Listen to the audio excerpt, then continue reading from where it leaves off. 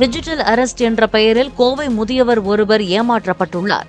அவரை தொடர்பு கொண்ட மர்ம நபர்கள் தங்களை சிபிஐ என்று அறிமுகப்படுத்தி வங்கிக் கணக்கு விவரங்களை சரிபார்க்க வேண்டியுள்ளதால் வங்கியில் இருக்கும் பணத்தை அனுப்புமாறு மிரட்டியுள்ளனர். அதன் பேரில் 20 லட்சத்தை அனுப்பிய அந்த முதியவர் பின்னர் தான் ஏமாற்றப்பட்டதை உணர்ந்து போலீசில் புகார் அளித்துள்ளார்.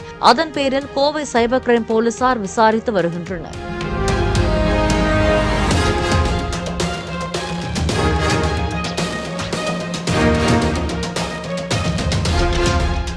பிளே ஸ்டோர் மற்றும் ஆப் ஸ்டோரில் இருந்து பாலிமர் செயலியை QR கோடு மூலம் பதிவிறக்கம் செய்யுங்கள். செய்திகளை உடனுக்குடன் பெறுங்கள்.